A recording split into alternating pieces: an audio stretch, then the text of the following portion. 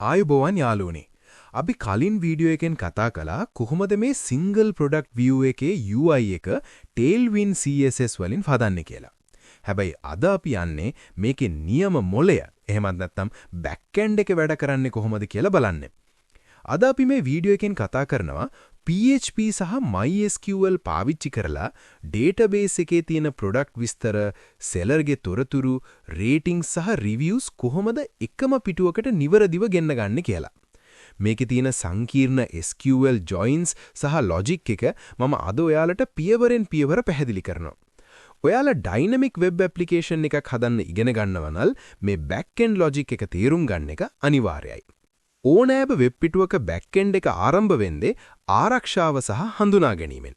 අපි මුලින්ම session start කියන ෆන්ක්ෂන් එක පාවිච්චි කරලා user ගේ session එක active කරනවා. මෙතනදී අපි බලනවා user කෙනෙක් log වෙලාද ඉන්නේ, එයාගේ role එක මොකද්ද සහ එයාගේ ID එක මොකද්ද කියලා. ඊළඟට ඊටාම වැදගත් පියවර තමයි URL එකෙන් එන ID එක ගන්න එක. අපි $_get ID පාවිච්චි කරලා තමයි බලන්නේ user බලන්න උත්සාහ කරන්නේ මොන product එකද කියලා. හැබැයි මෙතනදී වැදගත් දෙයක් තියෙනවා. අපි ඒ අගය int val කියන function එක හරහා යවනවා. ඒක කරන්නේ URL එක හරහා වැරදි දත්ත උදාහරණයක් විදිහට අකුරු ඇතුළත් කරලා වෙබ් අඩවියට හානි කරන්න කවුරු හරි උත්සාහ කළොත් ඒක වළක්වන්නයි. ඒ වගේම බලන්න product ID එක ශූන්‍යයට වඩා අඩුයි නම් අපි කෙලින්ම userව search-products.php පිටුවට redirect කරනවා. මේ වගේ validations back end එකකදී අනිවාර්යයි.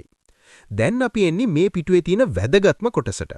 අපිට එකම වෙලාවකදී product එකේ විස්තර, ඒක IT category එකේ නම සහ ඒක විකුණන sellerගේ තොරතුරු අවශ්‍ය වෙනවා. මේ දත්ත තියෙන්නේ table 3ක. ඒ නිසායි අපි left join පාවිච්චි කරන්නේ. අපි product table එක ප්‍රධාන කරගෙන ඒකට category table එක සහ user table එක සම්බන්ධ කරනවා.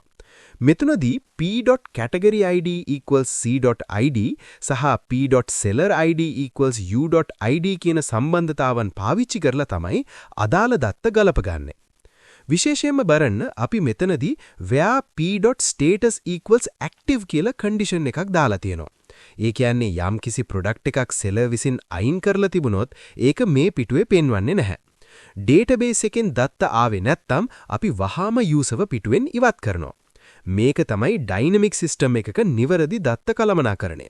product එකක ගුණාත්මක භාවය පෙන්වන්න අපිට ratings සහ reviews අවශ්‍යයි. අපි මේ සඳහා feedback table එක පාවිච්චි කරනවා. මෙතනදී අපි SQL වල තියෙන aggregate functions පාවිච්චි කරනවා. බලන්න AVG rating සහ count asterisk පාවිච්චි කරලා තියෙන විදිහ. මේකෙන් වෙන්නේ database එක ඇතුළේදීම ඒ product එකට අදාළ ratings වල සාමාන්‍ය සහ මුළු reviews ප්‍රමාණය ගණනය කරලා දෙන එකයි.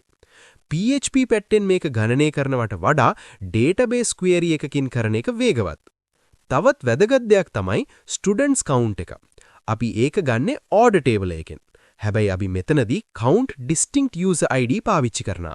මොකද එකම ස්ටුඩන්ට් කෙනෙක් කිහිපවතාවක් ඕඩර් කරලා තිබුණොත් අපිට අවශ්‍ය වෙන්නේ යුනික් එහෙමත් නැත්නම් සුවිශේෂී පුජ්‍යලීන් කී දෙනෙක් ඉගෙන ගන්නවද කියලා විතරයි.